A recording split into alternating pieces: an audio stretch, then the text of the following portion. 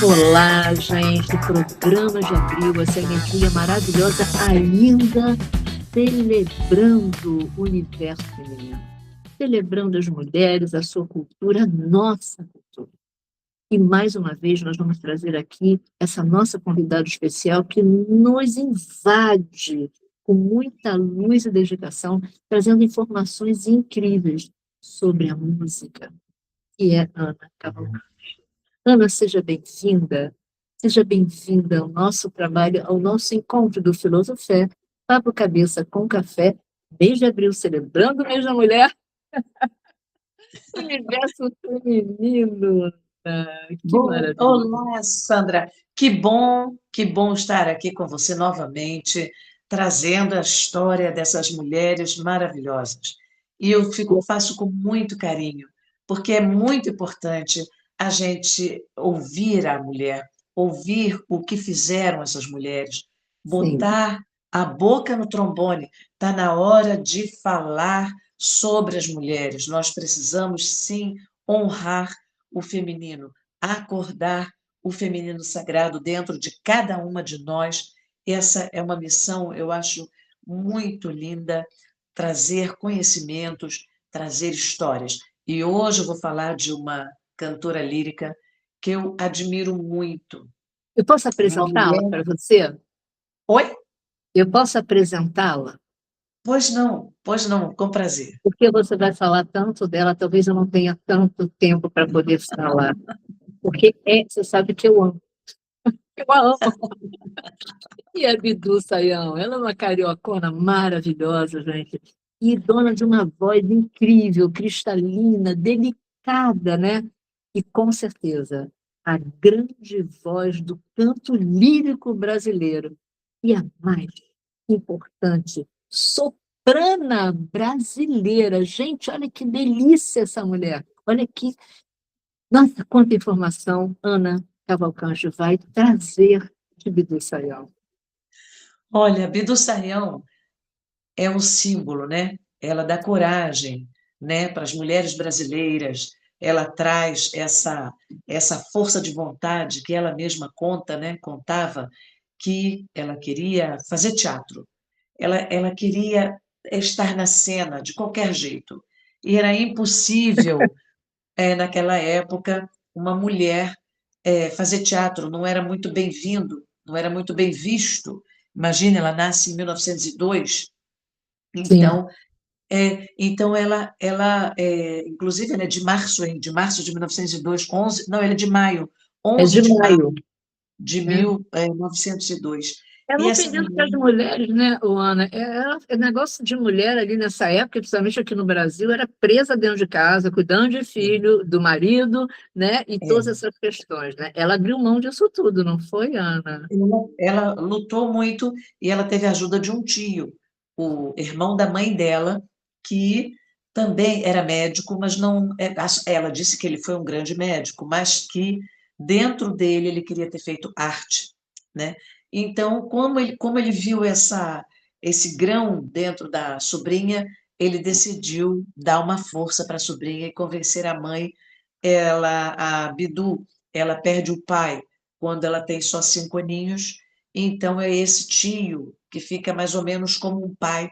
Então ela insiste, e ele fala para ela: olha, para você fazer teatro, só se você seguir pela ópera, porque a ópera você faz teatro e você canta, mas a tua voz. Aí ela foi estudar música, disseram para ela que não tinha musicalidade, que ela não era musical, que era melhor escolher outra coisa.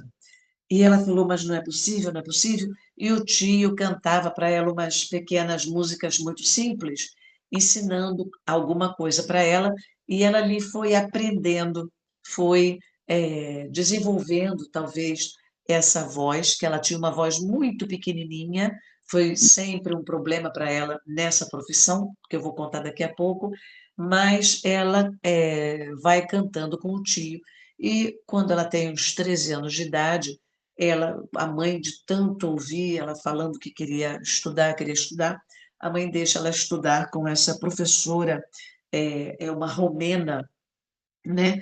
Então, o nome dessa professora é Helena Teodorini, e essa senhora fala para ela: olha, de fato, a tua voz é muito pequena, mas a tua musicalidade vale a pena trabalhar. Porque você sabe, Sandra, nesse meio não é uma voz grande que vai fazer um bom cantor, mas Sim, é o ouvido musical. Aliás, a gente sempre diz isso no canto. O mais importante de um cantor não é a voz, é o ouvido. O sim, ouvido musical vai fazer a pessoa ter intuições de cantar mais piano, mais leve, mais forte, dar uma emoção menor ali. É intuitivo. Quanto mais a pessoa tem essa intuição, mais ela se diz musical. Ibidu Sayão tinha essa musicalidade extrema. Então, essa sim. professora disse para ela: é por aí que nós vamos trabalhar. Ela trabalhou alguns anos no Rio de Janeiro e depois essa professora voltou para a Romênia, mas falou com a mãe que seria interessante levar a Bidu, trazer a Bidu para a Europa, para que ela continuasse estudando. Então, a Bidu chega na Romênia, onde ela aprende romeno e ela canta para o príncipe japonês na Romênia, imagina, foi uma recepção muito bonita, com toda aquela pompa romena, com toda aquela pompa japonesa, e ela cantou. E parece que foi maravilhoso. Parece que a rainha ficou encantada com a voz de um rouxinol, dessa mulher, uma voz leve, uma voz tão musical, uma voz tão bonita. Então, E oi. Ana, nesses 38 anos que ela teve de carreira, assim, super bem sucedida, não se tem nenhum comentário de algo que pudesse ter dado errado, né? Muito interessante isso. A Ah, gente não consegue isso na história. Sempre olha, foi tudo muito bom, né? Algumas coisas podem ter acontecido, é, mas a balança vai sempre para o bem-sucedido, né? a decepção da Bedu foi com o Brasil, infelizmente, porque ela Infelizmente, né? foi muito julgada, porque o brasileiro gosta de vozes muito grandes. O brasileiro não gosta de voz pequena. Então, para quem tem voz pequena, esse cantor não é bom. E na época ainda não tinha muito essa ideia de classificação de repertório. Sim, Atualmente, o repertório é muito bem dividido. Se você é soprano leve, como era a do Saião, você não vai cantar uma butterfly. E ela sim, cantava. Então, a butterfly, todo mundo sabe que é uma voz de um soprano lírico grande. E Bidu Sayão era um soprano leve, soprano leggero, que a gente fala sim, na linguagem musical. Então, Bidu Sayão, ela canta de tudo, mas a gente sabe muito bem que o repertório dela é Julieta, de Romeu e Julieta, são repertórios Manon. Manon é uma ópera lindíssima de Massenet, então, que eu acho que foi com Manon que ela começou a cantar em Nova York. Mas então, ela sai da Romênia a um certo momento e vai para a França estudar com um grande barítono polonês, que é tenor, desculpa, não era barítono, ele era tenor, grande tenor polonês, Jan de Hesker. Jan de Hesker é um polonês que dá toda a estrutura para ela cantar de fato. Mostra para ela qual é o repertório que ela precisa cantar, mostra para ela o que é a voz dela. Então, ela começa a cantar Rosina, que aí é que está. Rosina é um personagem para ser cantado por meio soprano. Então, você imagina o que acontece com essa voz da Rosina. A ópera é toda mediana, ela não vai favorecer uma voz aguda. Só a primeira área, que as sopranos fazem variações, porque todo mundo sabe que em Rossini a gente pode fazer variações, então a gente faz variações para os agudos, e fica, a primeira área da ópera fica muito bonita com os agudos, mas depois a ópera é toda cantada na região média, e os sopranos sofrem muito, mas ela cantou Rosina, depois ela foi para Milão, onde ela cantou muito também, até que em 1934 ela realizou um concerto, uma turnê no Brasil com o pianista e compositor Radamés Niátali. Então, Ana, ela deixa eu só perguntar uma coisa. Ela foi a primeira mulher que estreou no Teatro Municipal aqui no Rio de Janeiro? Ou já tinha havido nessa época outras sopranos ah, ou outras? tinham Ela foi. outros sopranos que vinham cantar, mas com essa voz delicada, o brasileiro não estava acostumado. E Então, realmente, ela foi uma pioneira nisso, né? Foi a primeira a estrear no Teatro Municipal e não, realmente, ela não foi a primeira cantora, né? O Teatro Municipal já era reconhecido sim, internacionalmente, sim, né? Mas como brasileira e como cantora leve, soprano leve, ela foi talvez tenha sido a primeira. a primeira Depois nesse nós nível, tivemos né? também nos anos 70, nos anos 80, nós tivemos a grande Nilza de Castro Tanque, a paulista que fez também muito Guarani, que também cantou como nós, como Bidu Sayão cantou Carlos Gomes o Guarani, E né? E Joana, ela era muito nova quando ela estreou também, né? Ela tinha 18 aninhos ainda, né? Então, era mas muito nova, né? nessa época, a maioria das cantoras eram muito jovens. Até vou Sim. pedir a Raila para colocar uma foto, por Ai, que favor. maravilha. Isso.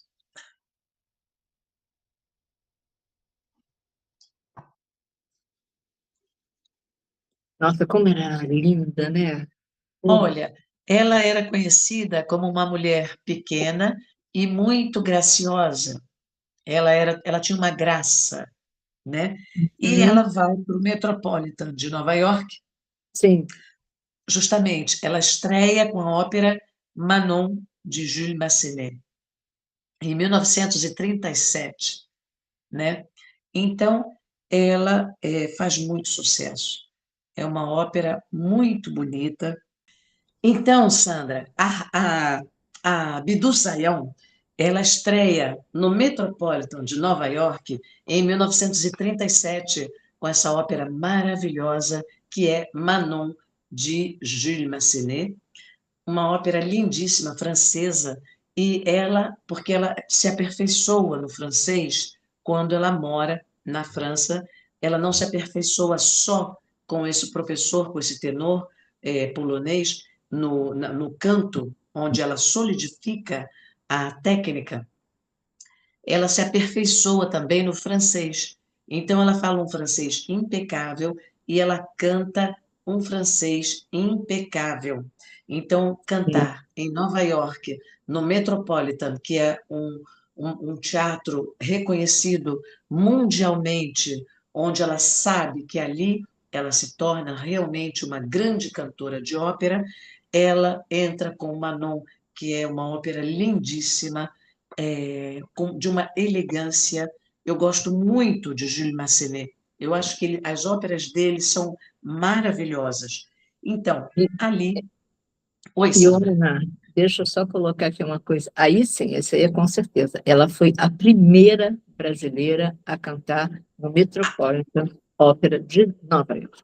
Isso é Ex- fantástico. Gente, olha Brasil aí, e a gente mal sabe dessas questões, tá? E outra coisa, foi tanto sucesso que ela tem um imenso quadro no hall do Metropolitan. Exatamente. Logo no hall de entrada, em homenagem a Bidu Sayão. Então, gente, olha Exatamente. que coisa maravilhosa. Uma mulher, gente, abrindo o caminho, New York, 1937, culturalmente falando, cultura assim, no ápice, cantando ópera. Só Bidu Sayão, né? Só esse roxinol mesmo, né? Exato. E quando ela sai da Europa, ela já tinha tido um casamento muito rápido que não deu certo de maneira nenhuma. Sim, E quando ela vai para Nova York, ela encontra então o grande maestro Toscanini. sim. Toscanini se apaixona por essa mulher. Ele diz la piccola brasiliana. A pequena brasileira, ele chamava ela.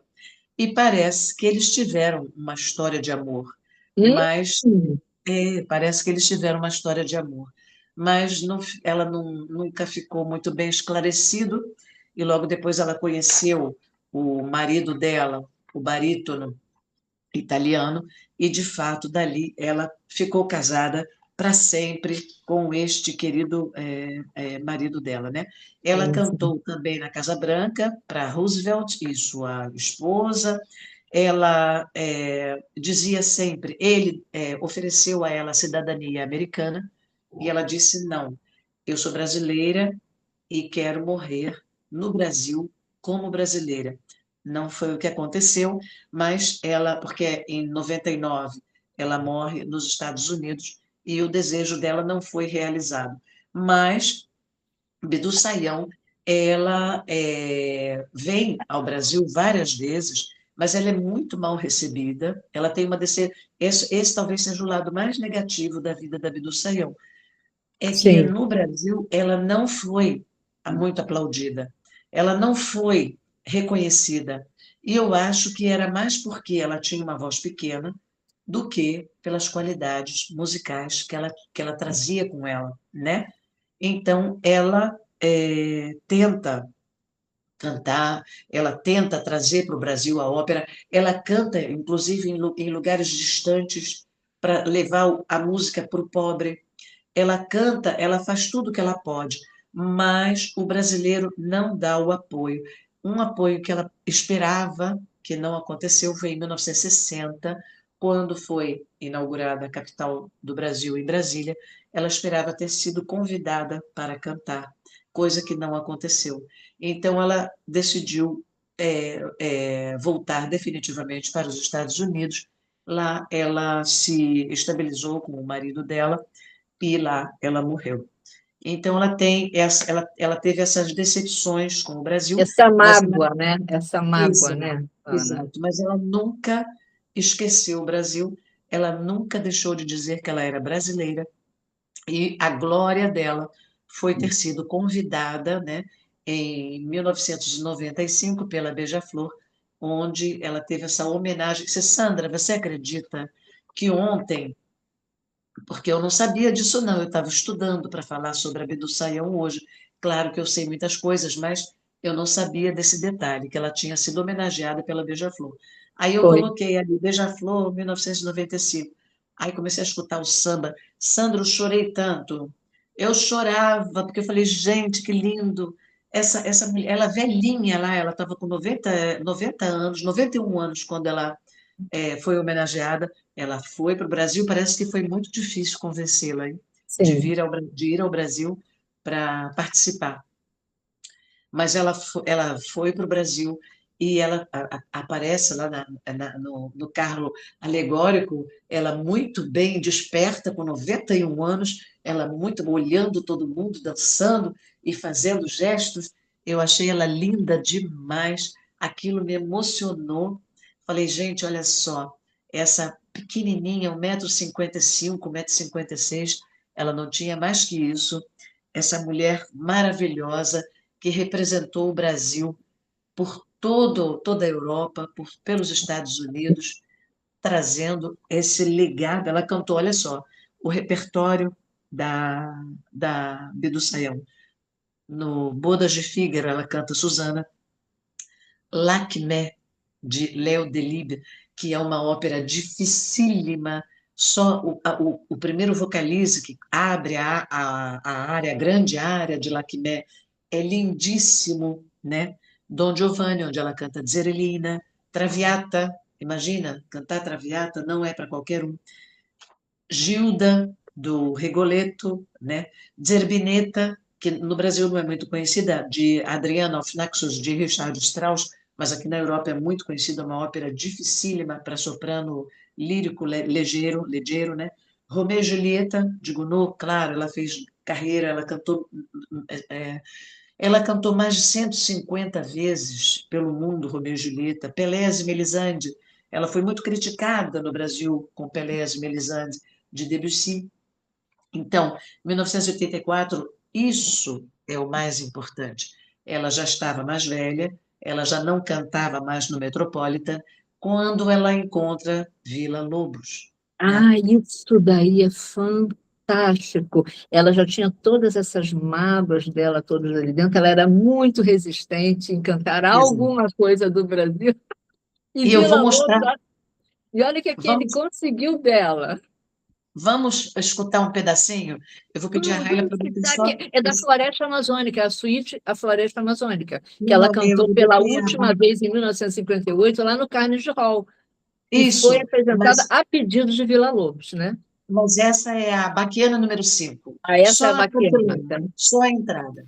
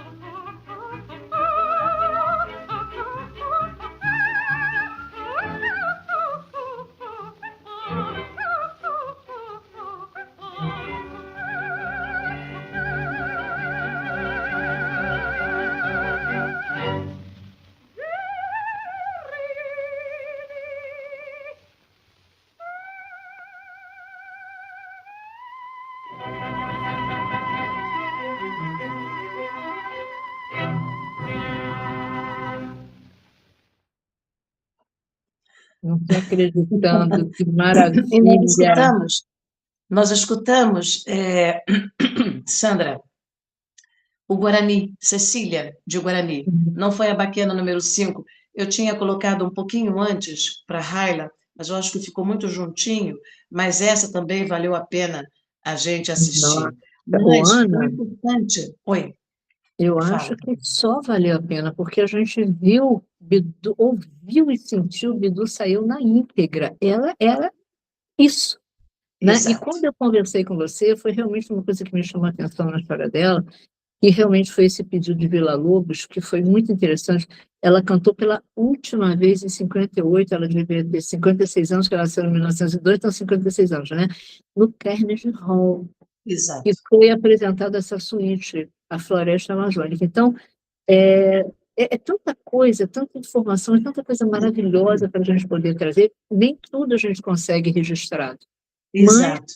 você trouxe uma pérola, uma delícia, uma coisa assim fantástica. Eu acho que a Pois é gente que, está chegando no final do nosso programa, um presente maravilhoso que você pois nos é trouxe. que foi o Guarani de Carlos Gomes, nosso querido Carlos Gomes, Muito né? bom. Mas é importante falar que com Villa-Lobos, bom, a suíte da Floresta Amazônica é dificílima de cantar, a dizer, porque são áreas muito difíceis, cada uma mais difícil que a outra de cantar, Sim, e ela teve o prêmio Grammy com as obras com o nosso querido Villa-Lobos, né? Villa-Lobos, Principalmente com a exatamente. brasileira, a Baquiana, número 5 de Villa-Lobos, que ela canta divinamente. E é isso, Sandra, que eu gostaria de trazer do principal. Tem muito para falar dessa mulher maravilhosa, mas nós ficaríamos aqui o dia inteiro falando sobre ela. É E verdade. nós temos o nosso limite de hora, mas ela é uma mulher riquíssima, que deixou um legado lindíssimo e que ela nos inspira a todas nós brasileiros, brasileiras, a termos coragem. Hoje tem muitas brasileiras por aí cantando, cantando Uhum. lindamente, vozes lindas, e eu espero que todas façam carreira maravilhosa. Eu espero que todas tenham essa felicidade. Gratidão a Beija-Flor por ter feito essa homenagem mais do que merecida a Abdu Sayão ainda em vida. Isso é muito importante. Gratidão a essa energia de amor, porque é um ser que tem uma energia de amor muito grande, né? Então, é assim que eu gostaria de terminar hoje esse nosso querido programa Filosofia, Papo Cabeça com Café, trazendo essas mulheres maravilhosas, Sandra. Gratidão maravilhosamente. Estou muito agradecida.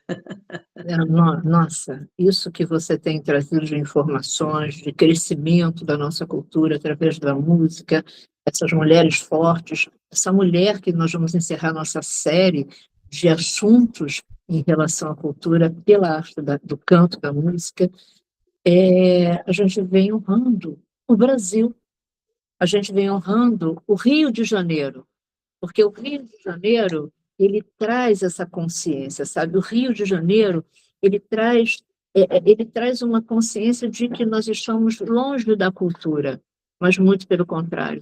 Nós estamos perto da cultura, sempre estivemos, mas a vida vai aumentando, vai acelerando, a gente vai tendo novos ritmos e a gente vai se distanciando através da evolução.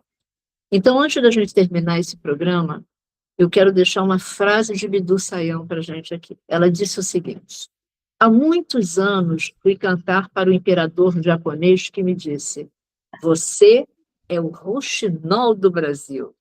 Hoje, eu sou o rouxinol do samba, a beija-flor do Rio, a rainha da ópera. Agora, além de carioca, sou a rainha do samba! E tudo Saião, trazendo essa energia, fechando esse nosso trabalho, encerrando a nossa série.